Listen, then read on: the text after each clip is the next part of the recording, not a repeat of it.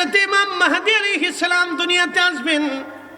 তিনি দুনিয়াতে আসার পরে হাসানি হুসাইনি রক্তধারা অনুযায়ী পৃথিবীতে আসবেন। 40 বছর পর্যন্ত তিনি মরুভূমির ভিতরে উট, দুম্বা, ছাগল, এই ভেড়াগুলি চড়াইতে থাকবেন।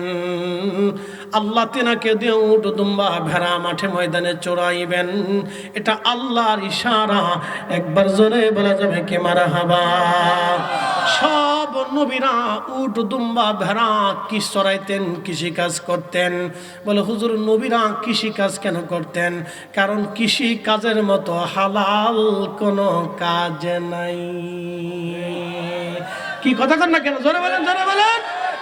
বর্তমানে যারা কৃষি খাত করে তাদের মতো হালাল রিজিক খুব কম আছে। যারা শ্রমিক দিন মজুরি করে তাদের মতো হালাল রিজিক খুব কম আছে। তারা প্রসিদ্ধ খাবার খায়, একবার বিশুদ্ধ খাবার। যারা কৃষি কাজ করে, আপনারা যারা কৃষি কাজ করে খান, দুঃখ নিয়েন না যে আল্লাহ আমারে কেন গরিব বানাইলো। দুঃখ নিয়েন না।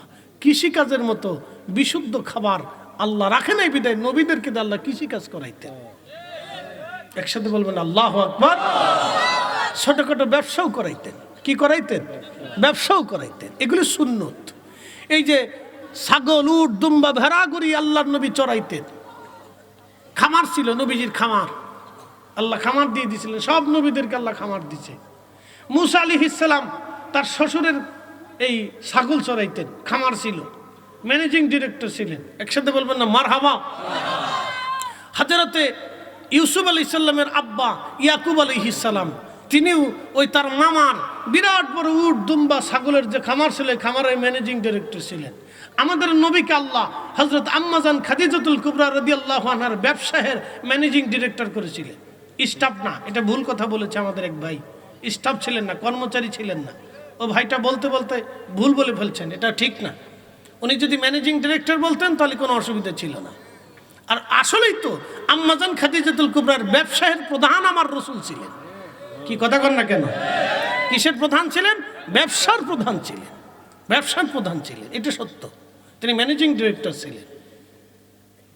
তো খুব মনোযোগ দিন। হযরত ইমাম মাহদী আলাইহিস সালাতু ওয়াস সালাম পৃথিবীতে উট, দুম্বা, ছাগল কৃষি কাজ করবেন 40 বছর। একসাথে বলেন কত বছর? 40 বছর।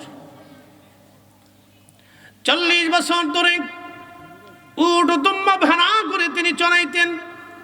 চড়ানোর পরে 40 বছর যখন পার হয়ে যাবে, রাত্রিবেলা ইমাম মাহদী আলাইহিস সালাতু ওয়াস সালাম ঘুমাবেন।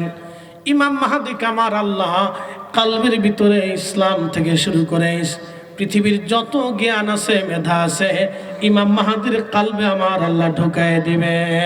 একবার জোরে বলা যাবে কি মারহাবা। কত বছর পর? একসাথে বলেন কত বছর? এই যে দেখবেন যুবকরা, প্রিয় ভাইরা, ভালো করে খেয়াল রাখবেন, 40 বছর পার হওয়ার পরে মানুষের মনের পরিবর্তন হয়। আপনি দেখেন 40 বছর আগ পর্যন্ত ট্রিং ফ্রিং, ওরা যারা আমার মোটর সাইকেল আগায় আনতে গেছে, বাপরে বাপুকার মোটর সাইকেল চালাতে দেখে আমি বললাম খারাইছে মনে হচ্ছে ওরা রেসলিং খেলতেছে আজকে, সুযোগ পেয়ে গেছে আজকে। তখন চিন্তা করলাম এটা বয়সের গুণ। বয়স 40 আপ পর্যন্ত তার শরীরে তাগুত থাকে।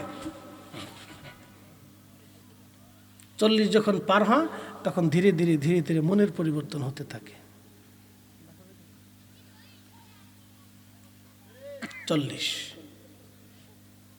এই জন্য 40-এর আগে যত ফির আছে, আমি এই ফিরে গেলে একটারও বিশ্বাস করি না। ডোন্ট মাইন্ড, মন খারাপ করে লাভ নাই। 40-এর আগের যত ফির আছে আমি একটা ফিরেরও বিশ্বাস করি না। এটি তিরিং ফিরিং পীর, তিরিং ফিরিং পীর। আপনি ঠিক করলেও ঠিক, না ঠিক করলেও ঠিক। 40 বছরের আগের কোনো ফিরকে আমি বিশ্বাস করি না। তিরিং ফিরিং পীর। অনেক কষ্ট পাইছেন আপনারা? যে ফিরের মুরিদ হন কেউ, আমার কিছু আসে যায় না। আমি ফিরালেও করি না, আমি ওই মুরিদ টুরিদ করি টরি না, এগুলোর ভিতরে নেই। তো মনোযোগ দেন। 40 বছরের আগের কোনো ফিরে আমি বিশ্বাস করি না। কারণ 40 বছরের পর থেকে মানুষের হৃদয়ের পরিবর্তন হয়। অবশ্যই হবে,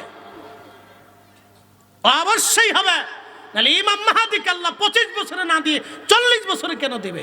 আমার রসুলকে 25 বছরে না দিয়ে আল্লাহ 40-এ কেন দিল? কি কথা কর না কেন?